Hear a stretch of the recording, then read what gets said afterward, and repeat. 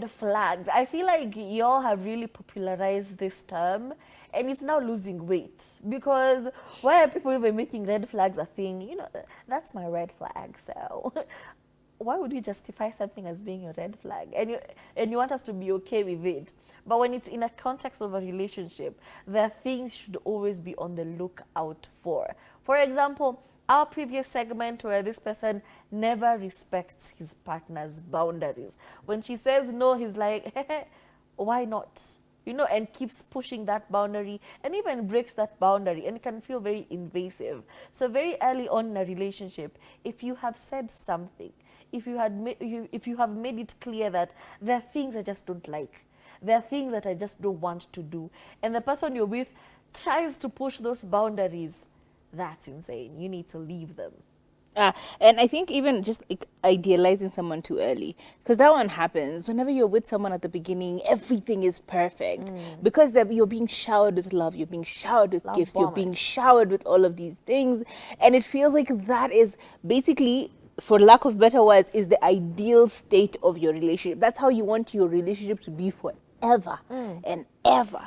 But they start to switch up a little bit later on, but in your mind still you have that is I what know we what used he's to be. capable of. Yeah, it's same energy as breadcrumbing. You know, like he used to give you 100%, dropped it to 90. When you complained, put it back to 95, right?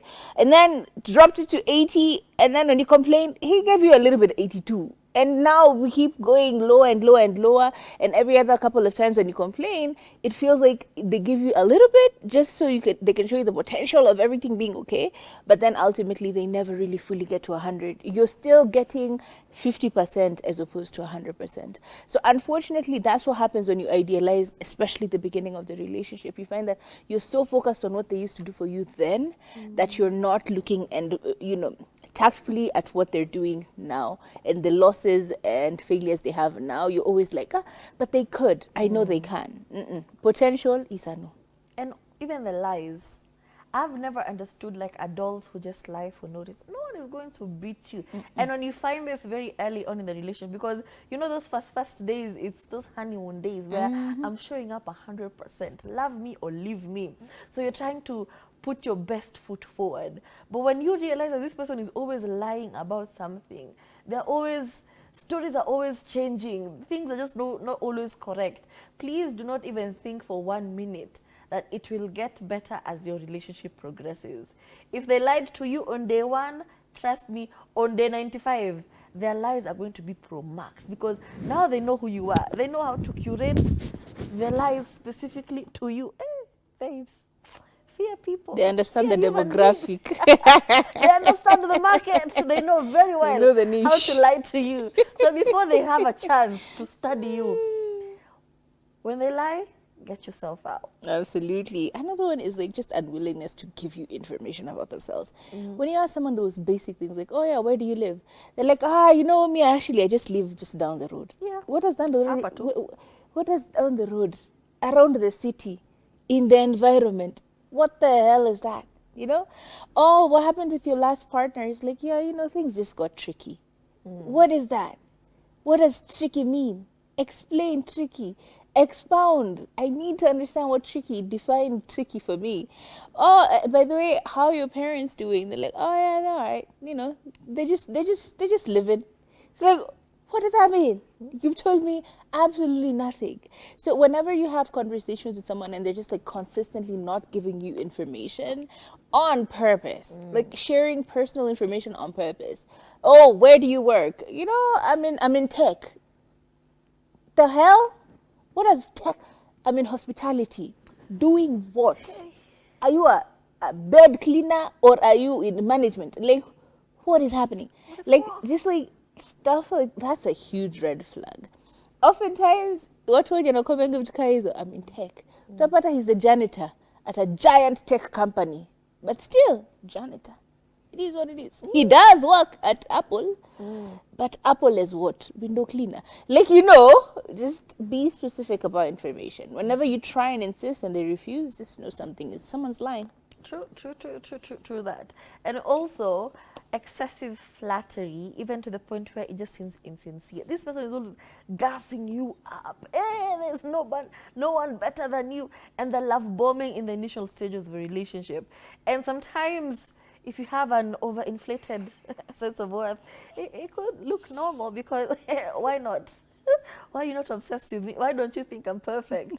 But also, if this person is always just the excessive flattery to the point where now it's uncomfortable. You know, sometimes when you put on, you know, a cute outfit, hey, you look nice. Oh, that's very cute. You're like, oh, thank you. I got it from this and this and this. You know, that was sincere. That was genuine. That was that. But no, ikienda 2 point wasema, hey, even your ancestors should not look around because you have finished them completely. Step on me. With I new am your age clothing. Wow. And it's not like a one-time thing.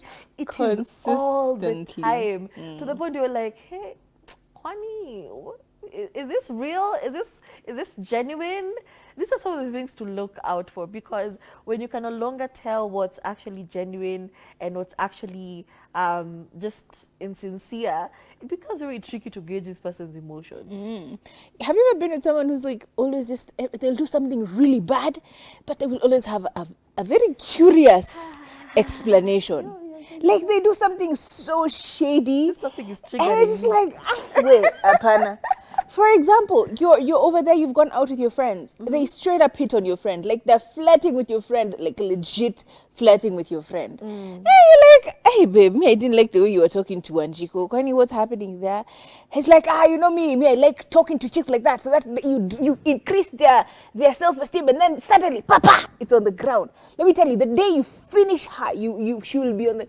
I'm like, that's a huge investment in a conversation about someone who you just met. Like, why are you so intent on dropping their ego a peg? Like, who made you judge, jury, and executioner? What was the reason? You know, they were supposed to come and pick you up from work, and you genuinely have been waiting for them. It's like, all right, it's now 7:30. He's supposed to come and pick me up from work. And then they don't. And then you call them and they're like, you know me, I didn't want to come to your job, and then guys see my moti, and then they start refusing to pay you your salo because they think you have money. Babe, me, I didn't want to. I'm like, huh? What? What do you mean? Sorry, You're trying to what? make it seem like it's a me thing. You didn't come pick me up from work because my boss would see my car and assume that I have money and then refuse to pay me salary. What? How? So extremely weird, you know, excuses for like very poor behavior. It's like, okay, that's weird. All right. And also like very superficial, like extra superficial people. These are some of the things to be really on the lookout for. Now, I'm not saying that don't dress well. I'm not saying don't watch your waistline. I'm not saying don't mezandimu so that, you know, you're as light as a speck of dust. All I'm saying is, when it becomes very excessive, you know, they're always, that's all they think about. They're like, hey, you sure you're going to wear that when you're together outside? You know, people can see your stomach. I'm like, hey, is a stomach? It's not a private part. You know, it's supposed to be anywhere and anyhow. So, and also like, it also comes hand in hand with very materialistic, very superficial people will be very materialistic. Absolutely. They're like, hey, we cannot pop bottles, and then you're drinking, you know, konyagi. That's just not on brand for us, babes. If you can't afford it, please go ask for a loan. If you're drinking, not to get drunk or not to have fun with your friends, but so that other people can see you're drinking, that's a problem. Or we can't eat in a kibanda. I know we are budgeting this month, but me, catch me dead. I'd rather just stay at home and die of hunger than be caught outside eating at a kibanda. I'm like, hey, why? What is the reason? So just be on the lookout for small, superficial, materialistic behavior. Yeah, and then mood swings. Like oftentimes there's some people who just like switch up really quickly. Like y'all were okay 1 minute, and then suddenly they're cold. And you're like, what just happened? Did I do something? Did I say something? It's like Or you were very angry at each other and then suddenly their mood has changed. They're very, very excited. They just want to be around you. They're like a puppy dog. You're like, when did you become this golden retriever? And what happened to the black cat energy that you were giving me 2 seconds ago? It's like that inconsistency in how they're swinging, the moods swing one way or another. And it's not like an extreme where it becomes like a bipolar disorder. It's just like an extreme in moods, but like nothing too drastic that it's crazy. However, it can be a huge sign of just emotional instability. Like there's some people who just like don't know how to manage and you know, regulate their own emotions, and therefore it's just a very small thing will be a trigger for them to switch their energy. You guys were having fun, you were going outside, you were about to have like a really good time, and then you get there, you told them, please stop here so I can go susu. Suddenly, I'm a jam. Okay, like, so I was not supposed to ask you to stop so I can susu. What happened?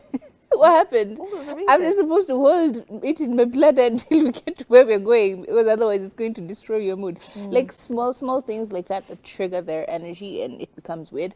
Watch out for that. That can be like a huge problem, because you'll always be doubting yourself. True. And we need to go home. We never have enough time, but let us leave you with something, okay? This one is trying to cut you off from your support system. They're always disapproving of all of your friends. I mean, that friend of yours, I don't like her. She's not a nice person. I don't think you should be friends with her.